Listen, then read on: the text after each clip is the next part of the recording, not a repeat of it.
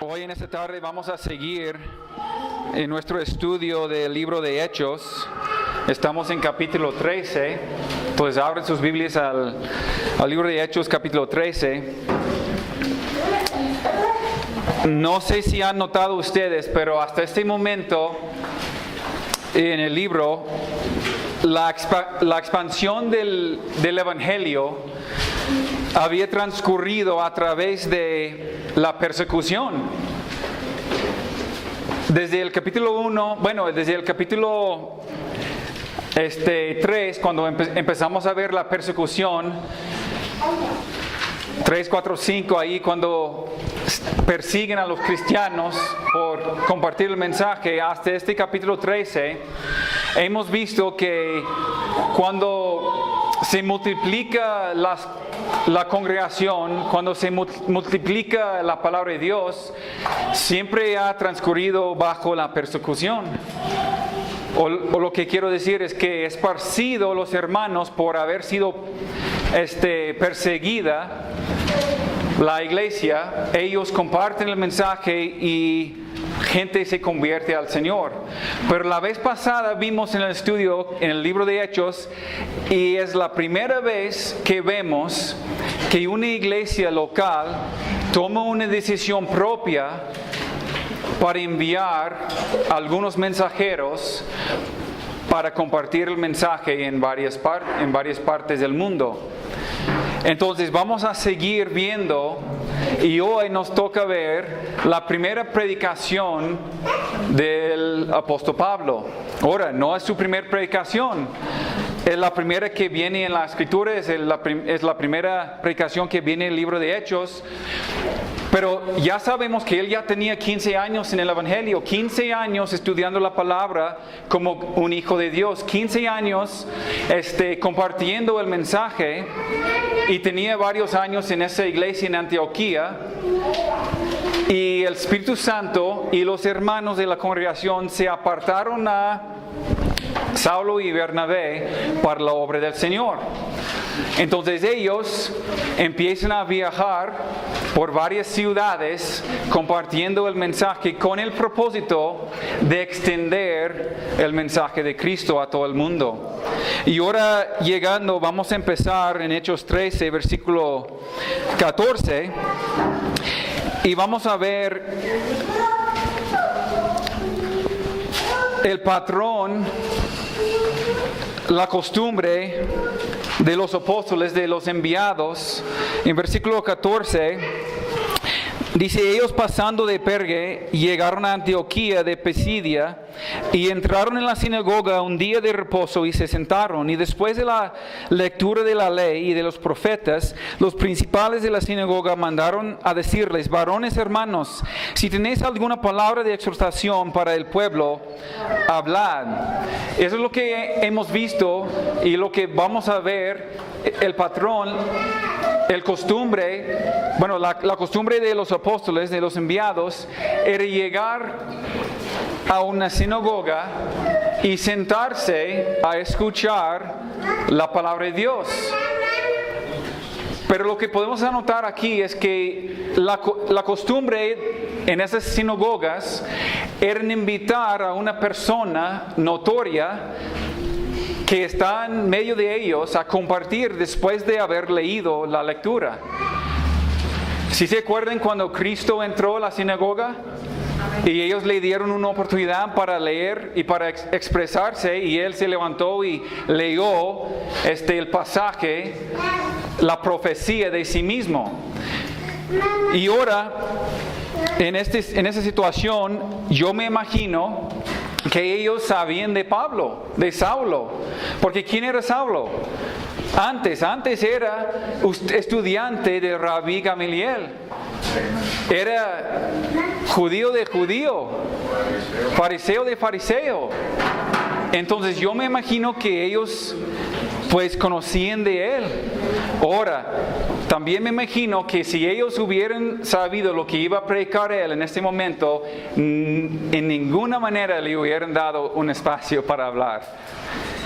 No vamos a aterrarnos mucho en el mensaje.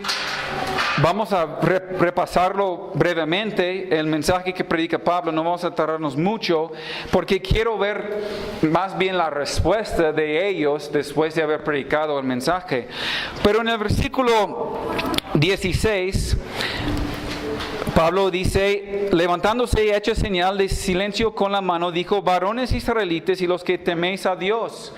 Cuando él dice varones israelitas, y antes en el versículo 15, ellos le habían dicho a Bernabé, a Saulo, hermanos nuestros. Eso no significa que no es lo mismo cuando nosotros decimos hermanos hoy en día. Nosotros decimos, hermano, ¿cómo estás? ¿Cómo has estado? Estamos hablando de hermanos en Cristo. Aquí ellos dicen hermanos y dice varones israelitas porque eran judíos. Entonces eran sus hermanos según la carne en ese sentido. No eran hermanos verdaderos, pero en el judaísmo o hermanos judíos lo que decían. Y Humberto hace unas semanas nos explicó también acerca de los que temen a Dios, eran gentiles que se habían convertido a judaísmo. Entonces, ahí en la sinagoga, ellos encuentran judíos y gentiles que se habían convertido al judaísmo. En versículo 16, él se pone de pie, Saulo, para empezar a hablar. Y él, de la misma manera que Pedro, de la misma manera que Esteban, él presenta a Jesucristo como la culminación de la historia, como el cumplimiento de la profecía y como justificador de los pecadores. Versículo 17. Pablo comienza con la soberanía de Dios. Mire cómo se describe a Dios aquí. Nada más vamos a tocar las palabras importantes aquí. El Dios de este pueblo de Israel, Dios escogió a nuestros padres y enalteció al pueblo. Y luego dice, los sacó de la tierra de Egipto. Versículo 18. Los soportó en el desierto. Versículo 19. Y habiendo destruido 7 naciones en la tierra de Canaán, les dio en herencia su territorio. ¿Qué hicieron los israelitas? ¿Qué hizo Dios? Todo. ¿Qué hicieron los israelitas? Nada. Dios escogió, Dios enalteció, Dios lo sacó, Dios lo soportó, Dios le dio herencia. Y sabemos la historia, los israelitas se quejaban de él, se murmuraban entre sí, pues no querían seguirle, no querían seguir a sus líderes. Pero Dios, siendo fiel, porque Dios siempre es fiel, entonces Pablo establece entre ellos la fidelidad de Dios siempre. Desde el cautiverio en Egipto hasta la distribución de la tierra pasaron 450 años. 400 años de cautiverio en Egipto, 40 años de vagar en el desierto y 10 años desde el cruce del Jordán hasta la división de la tierra, 450 años. Y él, a lo largo de todo ese periodo, Dios mostró su poder y su cuidado hacia Israel. Y Pablo establece esa fidelidad de Dios. Versículo 20. Después, como por 450 años, les dio jueces hasta el profeta Samuel. Luego pidieron rey y Dios les dio a Saúl, hijo de Cis, varón de la tribu de Benjamín, por 40 años. Ahora, otra vez vemos y ya sabemos otra vez la historia. Los hijos de Dios, los israelitas, se quejaban contra Dios porque Él les daba jueces por 450 años.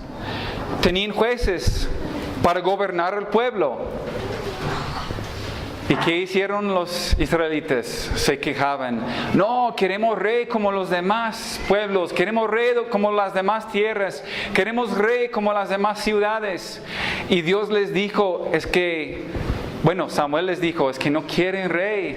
Ustedes no quieren lo que piden. No, es que danos un rey. Entonces Dios les dio reyes porque ellos querían rey.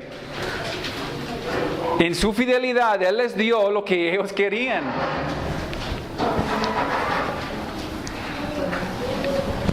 El pueblo siguió siendo infiel.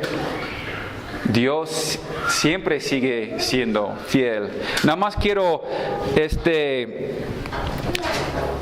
hacer un comentario aquí en versículo 22.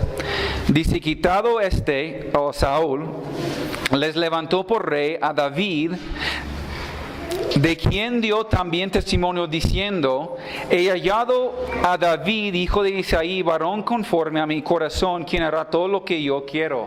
Ahora, nosotros sabemos lo que hizo David, sabemos la historia de David. Algunos podrían dudar de la designación aquí de David como varón conforme al corazón de Dios, porque ¿cómo es posible? Fue culpable de adulterio, fue culpable de asesinato, de homicidio. Era un gran pecador, David. Pero Dios mismo le dice, varón conforme a mi corazón. ¿Cómo es posible? Un comentarista dice acerca de esa observación, dice, un varón conforme al corazón de Dios no es un hombre perfecto. Es uno que ve su pecado por lo que es y se arrepiente de él.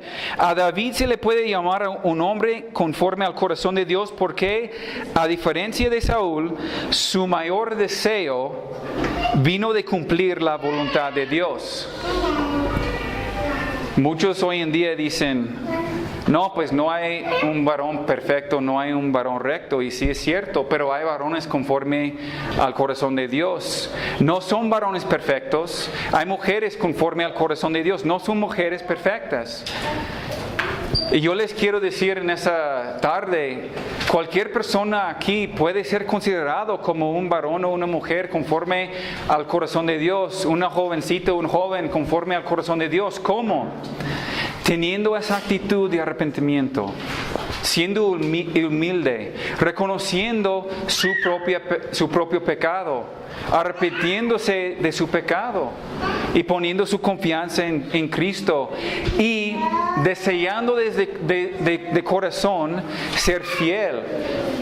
Ya sabemos que no somos fieles, ya sabemos que vamos a caer, ya sabemos que vamos a pecar, no vamos a poder alcanzar la perfección a este lado de la eternidad, pero sí podemos convertirnos y Dios nos puede decir de nosotros que somos varones y varones conforme a su corazón si tenemos esa misma actitud que tuvo David. Bueno, ahora en versículo 23 viene la transición a Cristo y el Evangelio, y Pablo presenta a Cristo como el cumplimiento de la profecía del Antiguo Testamento, el Mesías. En él se llevó a cabo todas las profecías del Antiguo Testamento. Versículo 24 y 5, él habla de Juan el Bautista. ¿Y por qué habla de Juan el Bautista? Porque muchos de ellos pensaban que Juan era el Mesías. Muchos de los judíos creían que Juan era el Mesías. Entonces Pablo quería establecer también que no era Juan. Por las propias palabras de Juan, él dice en 25, Juan dijo, ¿quién pensáis que soy? No soy él. No soy el Mesías. Mas he aquí viene tras de mí uno de quien no soy digno de desatar el calzado de los pies. Entonces, Pablo sigue explicando que hay un Salvador, hay un Mesías. No era Juan, pero es el Cristo quien mataron ustedes, y él sigue dando el Evangelio. Ahora en versículo 26 dice, varones hermanos, hijos del linaje de Abraham y los que entre vosotros teméis a Dios. Otra vez les dice a los israelitas aquí, a mis hermanos israelitas y a los gentiles que ya habían convertido a judaísmo. ¿Qué dice? A ustedes es enviada la palabra de esta salvación. ¿Cuál salvación?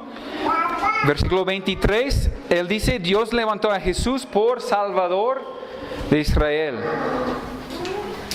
Vamos a Romanos 1. Él dice, a ustedes es enviada esa palabra de salvación. Romanos 1, 16. Es un versículo que la mayoría de nosotros pues se saben. ¿Por qué no me avergüenza del Evangelio? Porque es el poder de Dios. Eso es siempre lo que repetimos nosotros. Pero Pablo sigue diciendo, Romanos 1:16, para salvación a todo aquel que cree, al judío primeramente y luego también el griego. Entonces cuando en el libro de Hechos, cuando Pablo está predicando y está diciendo, esa salvación viene a ustedes,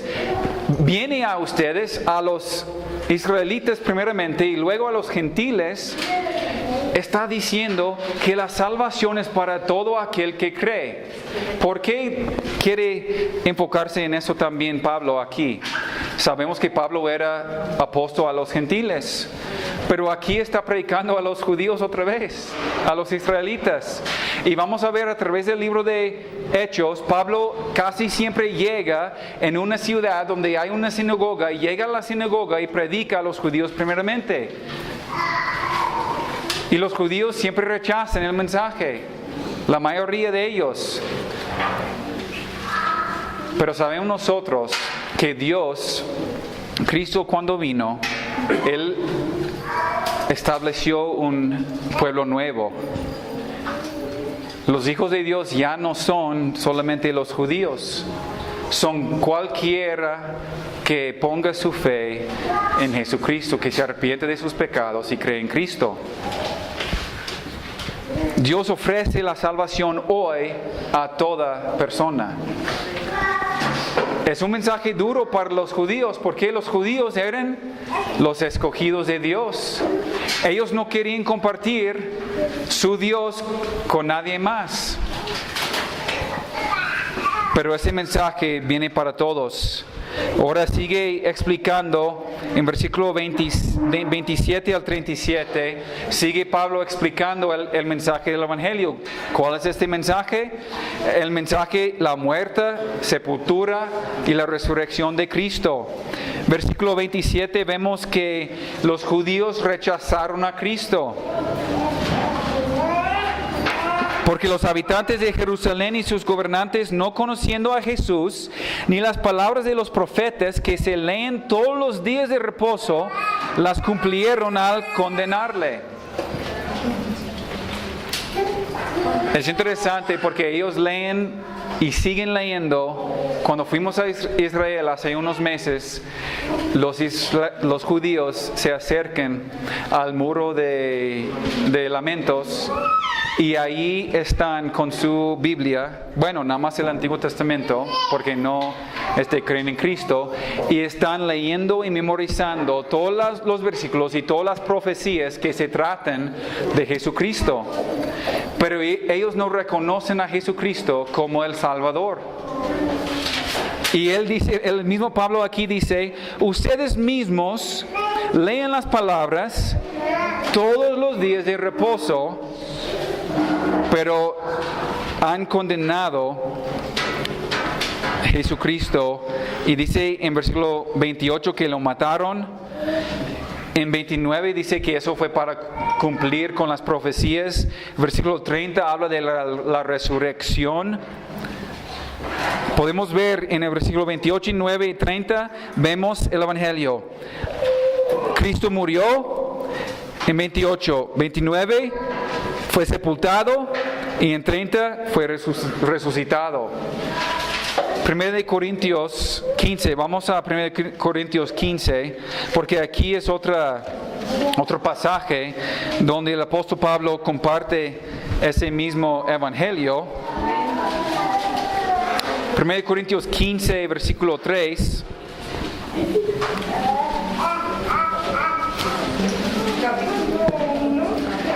1 Corintios 15, versículo 3. Porque primeramente os he enseñado lo que asimismo recibí, y vamos a ver el Evangelio, que Cristo murió por nuestros pecados conforme a las Escrituras. Versículo 4. Y que fue sepultado y que resucitó al tercer día conforme a las Escrituras. Eso es el Evangelio, hermanos. Ahora, luego sigue Pablo hablando de todos los testigos que habían visto al Cristo resucitado. Regresamos a versículo 31 de Hechos.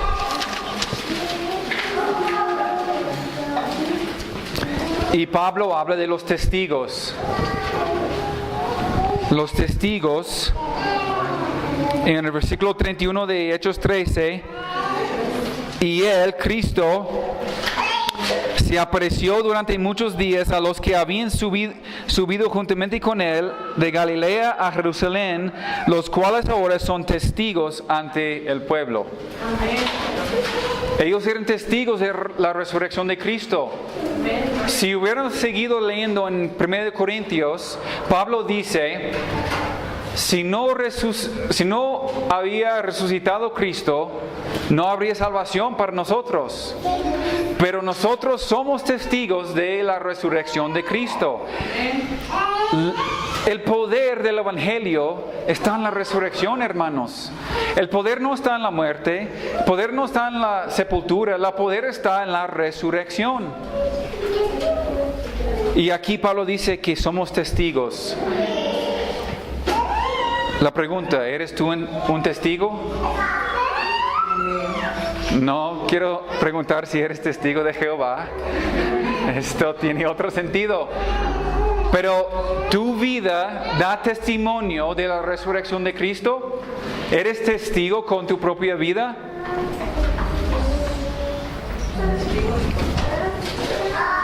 Ahora, versículo 38. Vamos a brincar.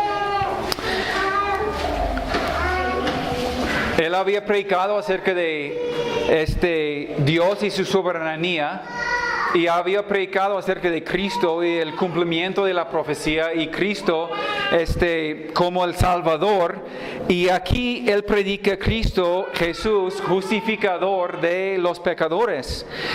Versículo 38. Sabed pues esto, varones, hermanos, que por medio de él, de Cristo, se os anuncia perdón de pecados. Y que de todo aquello de que por la ley de Moisés no pudisteis ser justificados, en él es justificado todo aquel que cree. Esta es la clave del mensaje. La clave del mensaje de Pablo aquí.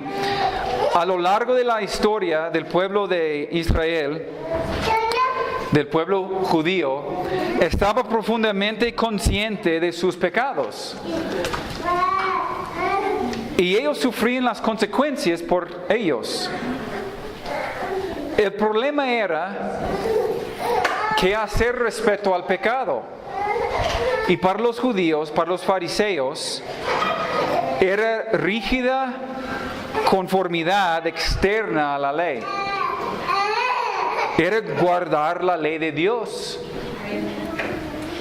Pero aquí Pablo les recuerda que es imposible ser justificado por cumplir la ley. Tal legalismo es importante porque es importante entender, ese legalismo es impotente. ¿Por qué? Porque si quebrantas una sola ley, eres culpable de quebrantar todas. El sentido no es, aunque la ley justifique de muchas cosas, bueno, de 95% de las cosas, no puede justificar todas las cosas. Entonces, Cristo se encarga de las demás cosas. Eso no es el sentido. El sentido de Pablo aquí y de la palabra y el mensaje del Evangelio es que por Cristo el creyente es justificado de todas las cosas, 100%, mientras que la ley no justifica de ninguna cosa. De 0%. 100% Cristo y 0% mi esfuerzo. Y ese es el problema que vemos hoy en día con todas las religiones que hay en el mundo. Es que todas las religiones enseñan que tú tienes que hacer, tú tienes que cumplir, tú tienes que ser bueno para alcanzar mérito. Y aquí Pablo dice a los judíos, ustedes piensen que por la ley pueden ser justificados, pero no es cierto. Y hoy en día a nuestro alrededor hay muchísimas personas que piensan que por ser buenas personas, por cumplir con algún mérito externo, por una obra externa, que van a recibir perdón de sus pecados. Y no es cierto. Es 100% Cristo. 100% Cristo.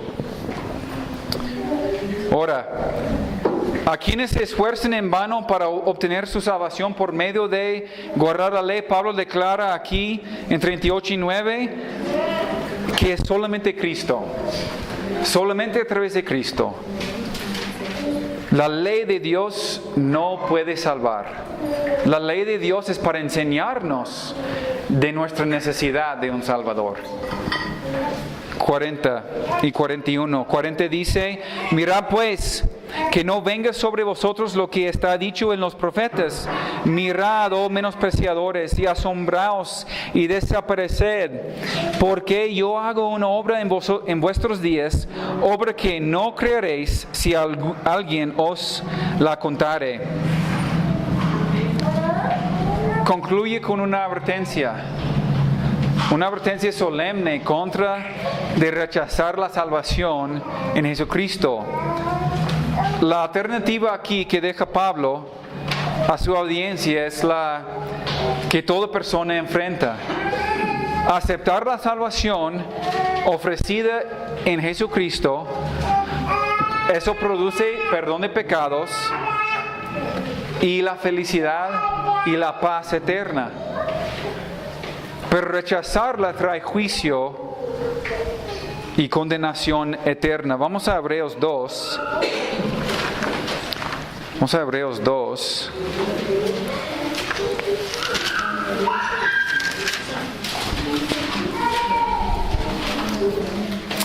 Versículo 1.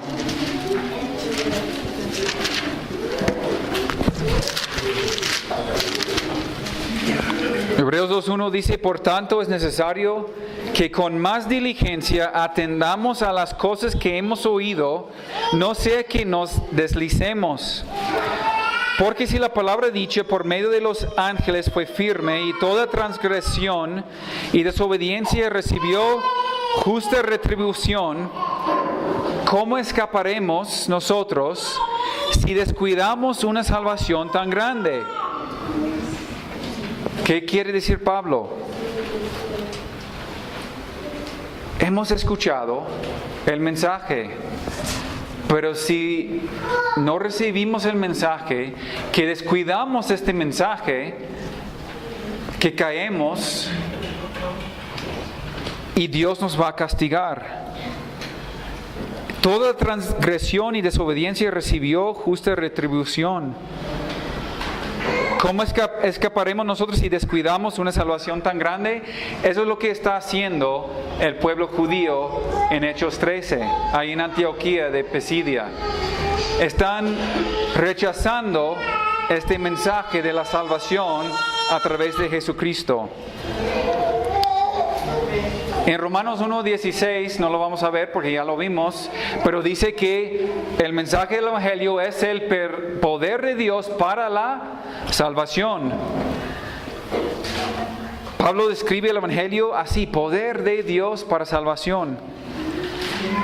¿Por qué? Porque el Evangelio confronta primeramente a los pecadores con la ley de Dios y luego el juicio de Dios y termina con la gracia que encontramos en Cristo Jesús. Tal confrontación y exposición de culpa, vergüenza y condenación, junto con una oferta de salvación por gracia, exige una respuesta. Los expone como los pecadores impotentes que son y los despoja de sus pretensiones y aspiraciones de justicia propia. Y eso despojo con frecuencia enoja a quienes rechazan el mensaje. ¿No han visto ustedes eso cuando una persona rechaza este regalo gratuito que muchas veces se van enojados? Pero es gratuito. No tienes que hacer nada. Y no pueden creer, ellos no lo pueden creer, porque quieren, en el ser humano, queremos pensar que tenemos algo que ver con nuestra salvación. Depende de mí, depende de cómo soy, lo que hago yo. Eso está dentro de cada ser humano. Pero la predicación de Juan el Bautista despertó la oposición de los judíos. Cristo mismo, con su mensaje y su vida, pues enfureció tanto a los judíos que finalmente exigieron su muerte. Los apóstoles también predicaron un mensaje un mensaje divisorio que condujo a la hostilidad. Los sermones de Pedro, de Esteban, ahora de Pablo, trajeron persecución contra la iglesia. De principio a fin del Evangelio y de los libros de Hechos, el Evangelio sigue causando divisiones donde quiera que se predicaba. ¿Por qué? El Evangelio divide a las personas. El Evangelio divide a las personas, separando al humilde del duro de corazón, al salvo del perdido, al justo del reprobado, a quienes aman la verdad del Evangelio de aquellos que la rechazan. Y regresando a Hechos 13, vamos a ver ahora los dos resultados de este mensaje. Y es el mismo resultado que vemos hoy en día cuando predicamos, cuando enseñamos, cuando damos el Evangelio, cuando sembramos esa semilla. Lo vi en esa semana claramente entre los jóvenes que andaban ahí en el campamento. Todas las conferencias declaraban la palabra de Dios, el Evangelio, el mensaje. Y al terminar cada día, los jóvenes, los mismos que estaban dando enseñanza, los líderes, todos decían: ¿por qué esperen otro día? ¿Por qué no pongan su fe en Cristo en ese momento? Hay que responder de ese mensaje. Y nosotros pudimos darnos cuenta de los jóvenes que tomaban en serio esas enseñanzas y que realmente querían seguir a Dios, y pudimos ver los demás que no querían nada con Dios. Lo pudimos ver así, una división entre los que creían y los que no creían. Ahora, vemos el resultado aquí. Cuando en 42, cuando salieron ellos de la sinagoga de los judíos, los gentiles les rogaron que el siguiente día de reposo les hablasen de esas cosas. Y despedida de la congregación, muchos de los judíos y de los prosélitos piadosos siguieron a Pablo y a Bernabé, quienes hablándoles les persuadían a que perseverasen en la gracia de Dios. El siguiente día de reposo se juntó casi toda la ciudad para oír la palabra de Dios. Ahora vemos una respuesta. Vemos una respuesta de aceptar el mensaje y de querer escuchar otra vez, querer escuchar nuevamente. El mensaje de Pablo cumplió su propósito. Despertó el interés en los oyentes. Algunos estaban tan afectados por el mensaje que no pudieron esperar hasta el siguiente día de reposo, pero salieron con él para preguntarle toda la semana, para andar con él, preguntándole: ¿qué hacemos con ese mensaje? Enséñenos más. Y es interesante la respuesta de Pablo. ¿Qué es la respuesta de Pablo en 43b? Pablo y Bernabé les persuadían a que hagan una oración para imitar a Cristo en su corazón. No. ¿Lo dice? No. Pablo y Bernabé les aseguraban de su salvación. No. Pablo y Bernabé les persuadían a que perseverasen en la gracia de Dios. A la diferencia de muchos que predican hoy en día, el apóstol no les aseguraba su salvación. Muchos hoy en día presentan el siguiente: quienes ponen su fe en Jesús serán salvos. ¿Es una verdad bíblica? Sí. Los que ponen su fe en Jesucristo serán salvos. Es una verdad. El problema es que siguen diciendo, usted ha puesto su fe en Jesucristo, entonces usted es salvo. ¿Por qué es un problema?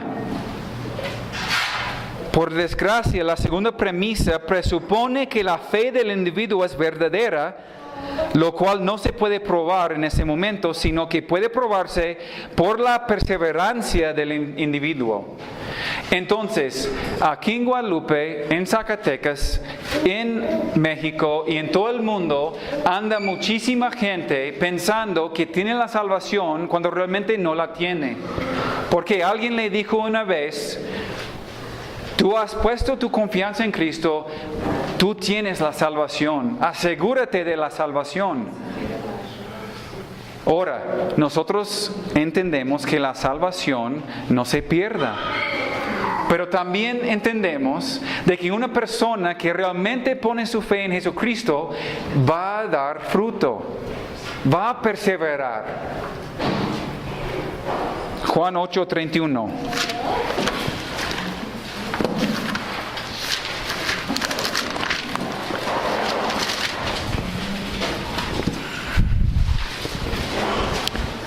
Juan 8:31. Cristo, después de hablar y darles el mensaje de la salvación, dijo entonces Jesús a los judíos que habían creído en Él. Son judíos que habían creído en Cristo. ¿Qué dice Cristo? Ya tengan la salvación. Él dice, si vosotros permaneciereis en mi palabra, seréis verdaderamente mis discípulos. ¿Está enseñando Cristo una salvación por obras? No. Está enseñando que el fruto de la vida de una persona que se había arrepentido verdaderamente va a permanecer, va a demostrar y llevar fruto en su vida. Los conoceráis por que hagan una confesión. No, por sus frutos. Porque permanecen en la fe. Colosenses 1:21.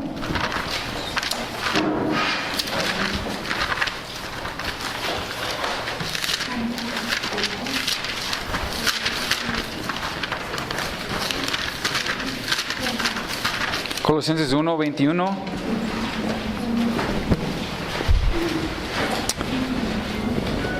Y vosotros también, que erais en otro tiempo extraños y enemigos en vuestra mente, haciendo malas obras, ahora os ha reconciliado en su cuerpo de carne por medio de la muerte, para presentaros santos y sin mancha, irreprensibles delante de Él. Si en verdad permaneces fundados y firmes en la fe, y sin moveros de la esperanza del Evangelio que habéis oído. Hermanos, tenemos que permanecer. Yo he escuchado tantos padres decir, me han dicho, mi hijo sí es salvo. Es que cuando tenía 13 años, pues hizo una confesión de fe, una profesión, y se bautizó mi hijo. Y sí, pues tengo la esperanza, tengo la seguridad de que va a estar en el cielo. Bueno, ¿y dónde está tu hijo ahora? No, pues ya tiene 25 años, no quiere nada con Dios y no quiere nada con la iglesia y no se reúne. Y la verdad es que maldice a Dios, pero yo estoy confiando en su profesión. Manuel compartió ese versículo de 1 de Juan. No tengo mayor gozo que mis hijos anden en la fe, en Cristo. En 3 de Juan. No tengo mayor gozo que andan. No es que así en una profesión, es que andan, es presente. Nosotros no podemos confiar en algo que hacían nuestros hijos hace 10 años, ni podemos confiar en lo que hacíamos nosotros hace 10 años. Si yo me alejo de Dios, si mañana yo me levanto y digo, ¿sabes qué? Yo no creo que quiero seguir a Dios. Yo quiero seguir al mundo, quiero seguir a las otras cosas. Yo voy a dejar mi familia, voy a regresar a los Estados Unidos, voy a vivir la vida que quiero. ¿Qué demuestra esa actitud? ¿Y qué demuestra mis obras? Que nunca tenía la salvación.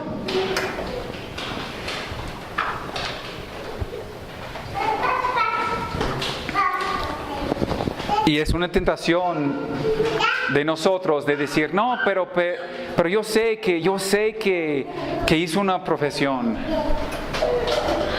No, ¿qué está haciendo en ese momento? Y si ha caído, y si hizo una profesión, nosotros, los que somos más maduros, debemos llegar y exhortarles. Tú hiciste una profesión de fe. Con tus frutos hoy en día estás demostrando que no tienes a Cristo. Con tus frutos estás demostrando que estás perdido completamente. Tienes que arrepentirte y regresar a Cristo. Es la responsabilidad que tenemos con nuestros hijos o con otros que han salido de las iglesias o que se han apartado de la fe. No es pensar, no, pues una vez, pues así en una profesión. No es así.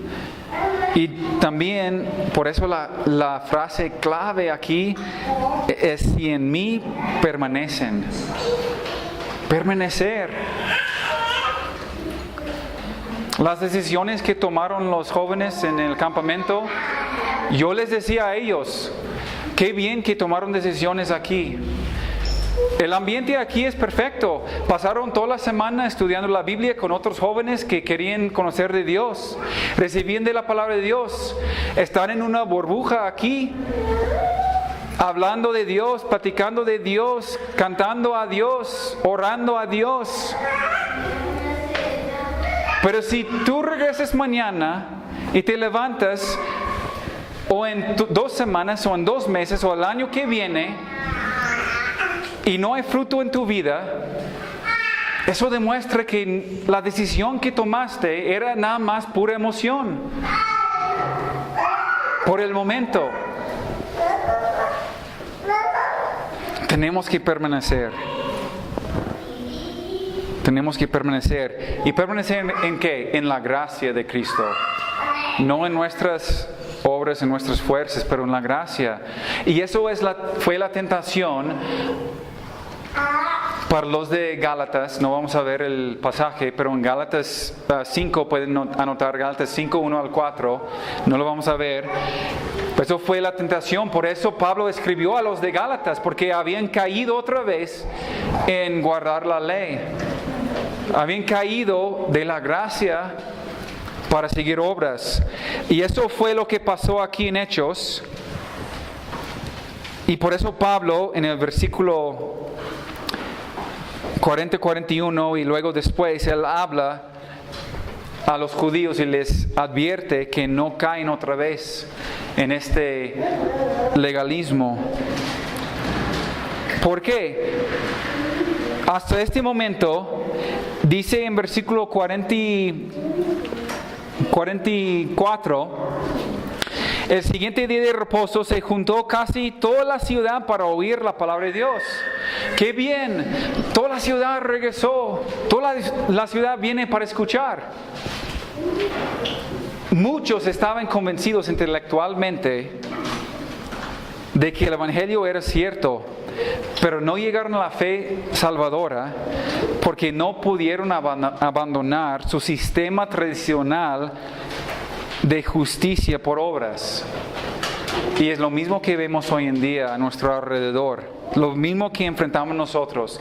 La gente a nuestro alrededor puede aceptar el mensaje, puede aceptar intelectualmente el mensaje de Cristo, el mensaje que enseña la Biblia. Cuando nosotros predicamos, la gran mayoría están de acuerdo con nosotros.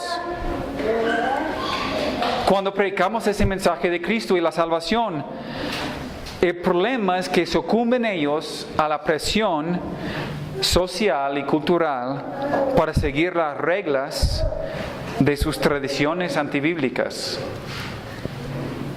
Y con esa actitud rechazan a Cristo. La gran mayoría aquí en ese pueblo, aquí en esa ciudad, intelectualmente están de acuerdo con que Cristo murió, fue sepultado y resucitó. Están de acuerdo. Bueno, menos los jóvenes hoy en día que van creciendo como ateos, pero la gran mayoría está de acuerdo con el mensaje del Evangelio intelectualmente. Pero en práctica siguen sus mismas tradiciones como los judíos aquí y por sus propias acciones rechazan la salvación. Y eso vamos a ver la segunda reacción aquí. Otra reacción que vemos en 45. Pero viendo los judíos la muchedumbre, se llenaron de celos y rebatían lo que Pablo decía, contradiciendo y blasfemando. Entonces Pablo y Bernabé, hablando con denuedo, dijeron: a vosotros a la verdad era necesario que se os hablase primero a la palabra de Dios, mas puesto que la desechéis y no os juzgáis dignos de la vida eterna, he aquí vosotros nos volvemos a los gentiles.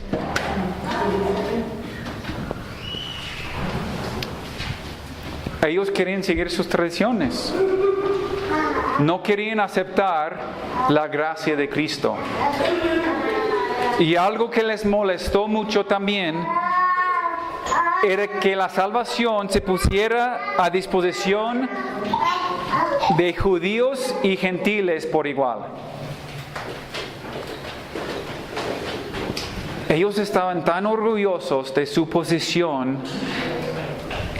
como los hijos escogidos, los únicos escogidos de Dios, que no querían aceptar que la salvación fue también para los gentiles.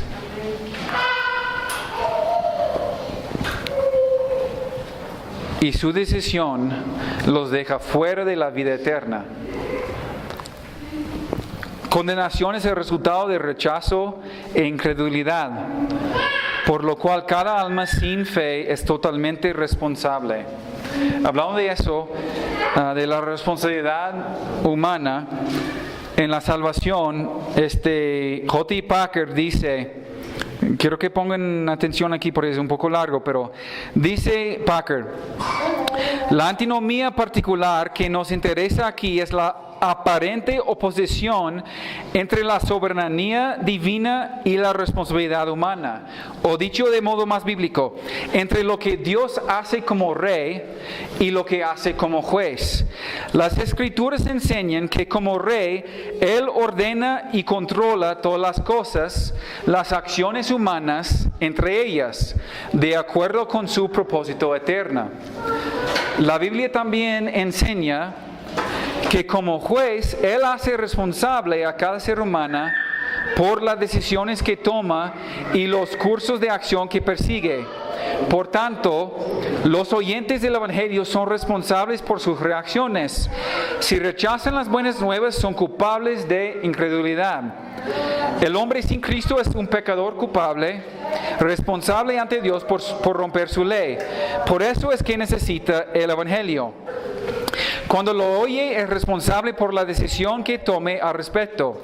Se pone ante él una decisión entre la vida y la muerte, la más trascendental que cualquier hombre puede enfrentar. Cuando predicamos nosotros las promesas y las invitaciones del Evangelio y ofrecemos a Cristo a los pecadores, es parte de nuestra tarea resaltar y dejar en claro que ellos son responsables ante Dios por la forma en que reaccionan a las buenas nuevas de la gracia divina. Entonces, cada persona es responsable delante de Dios por su decisión. Cuando presentamos el Evangelio, igual cuando aquí presenta el Evangelio Pablo, él dice, ustedes son responsables por la decisión que toman. Y Pablo los deja en su pecado. No vemos aquí en el libro de Hechos que los apóstoles, no vemos en los evangelios que Cristo, no vemos que Pedro, no vemos que Esteban, no vemos que andan ahí discutiendo por día tras día tras día con los que no quieren a Cristo. Ellos presentan el mensaje y si lo rechazan, los dejan en su pecado.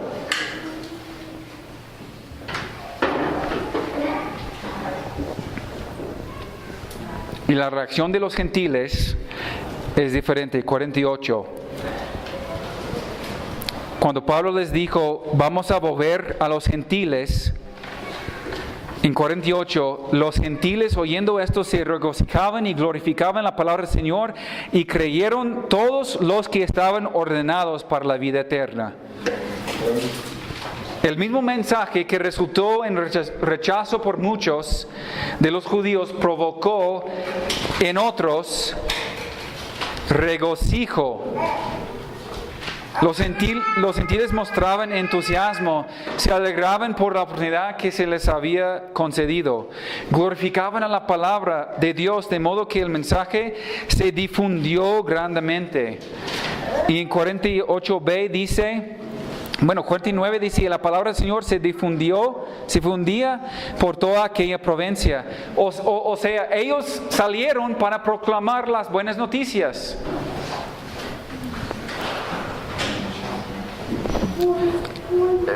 Para hacer un paréntesis aquí, en 48b dice, y creyeron todos los que estaban ordenados para la vida eterna.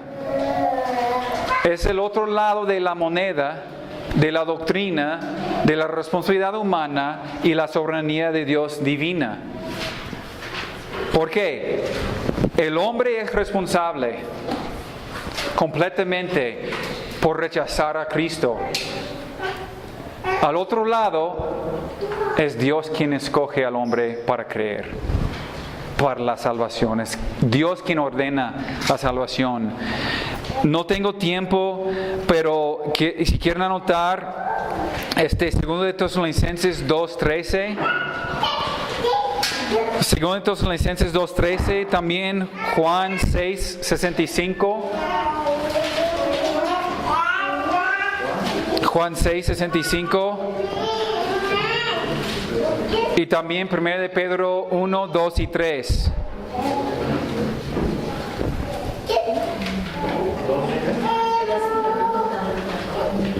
Primero Pedro 1, 2 y 3. Esta última frase aquí en versículo 48 es una de las afirmaciones más claras en toda la Biblia relacionadas con la soberanía de Dios en la salvación. Dice, todos los que estaban ordenados para vida eterna. ¿Qué podemos entender por ordenar?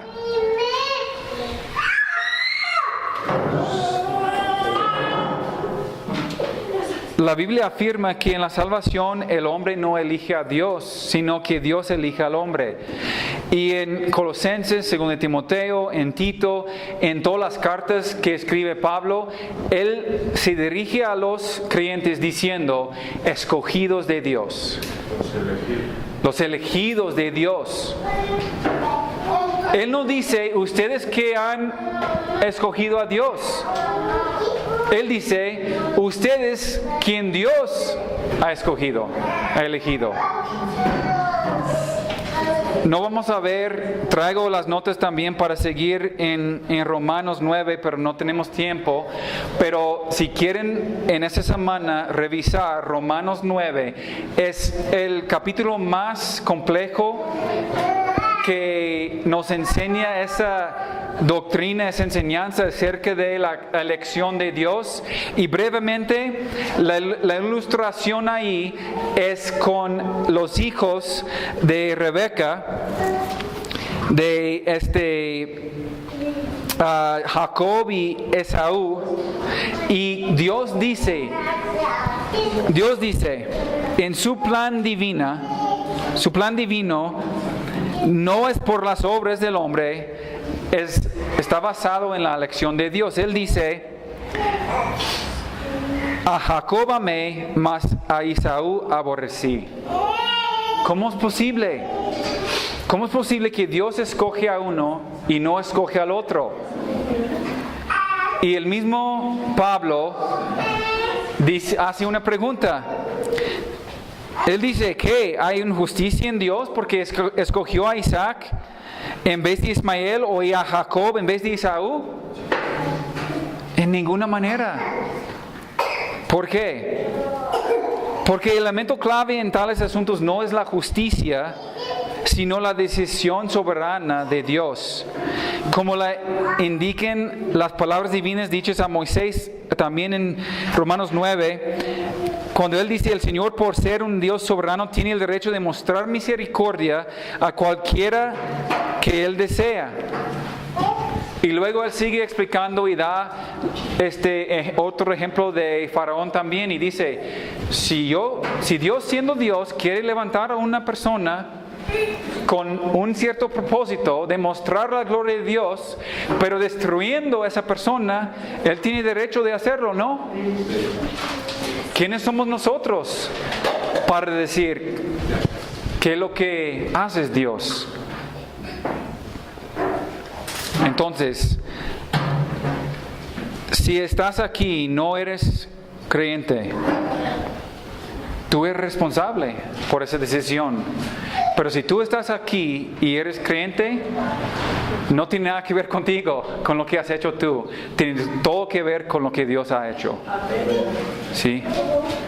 Yo sé que a veces es difícil entender esa cuestión de la voluntad humana y la elección divina, pero es algo que tenemos que tomar, porque la palabra de Dios nos enseña y tenemos que creerlo así. Es un poco difícil a veces entender todo eso, pero la Biblia afirma que quienes van al infierno lo hacen porque deciden por sí mismos rechazar la oferta de vida eterna y eligen una eternidad separada de Dios.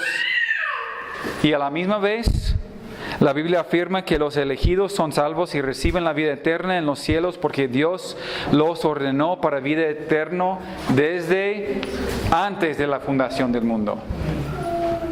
¿Sí? Terminando aquí en Hechos 13, 49 a los 52, no voy a hacer comentario, nada más voy a leer y vamos a entrar para la semana que entra. Dice 49, y la palabra del Señor se difundía por toda aquella provincia, pero los judíos instigaron a mujeres piadosas y distinguidas y a los principales de la ciudad y levantaron persecución contra Pablo y Bernabé y los expulsaron de sus límites. Ellos entonces, sacudiendo contra ellos el polvo de sus pies, llegaron a Iconio y los discípulos estaban llenos de gozo del Espíritu Santo.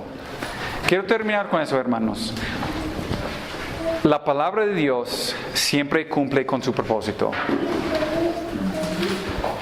Los que Dios ordenó para la vida eterna, recibieron la vida eterna. Y a los que Dios había elegido para la destrucción, recibían su justa recompensa por lo que habían hecho en rechazar a Jesucristo. Pero sí la palabra cumplió. Y de la misma manera, nosotros, cuando nosotros predicamos, cuando nosotros enseñamos, cuando nosotros compartimos el Evangelio, la palabra de Dios hace lo que debe de hacer. en las vidas de las personas. Las personas que van a rechazar el mensaje, lo van a rechazar. Nosotros tenemos la responsabilidad de sembrar. Sembrar, sembrar, sembrar, sembrar, sembrar. Y algunos van a aceptar ese mensaje. Algunos van a recibir el mensaje. Algunos van a seguir el mensaje. Y con ellos debemos de seguir con ese trabajo de hacer discípulos, haciendo la voluntad de Dios con ellos. Vamos a hacer una oración.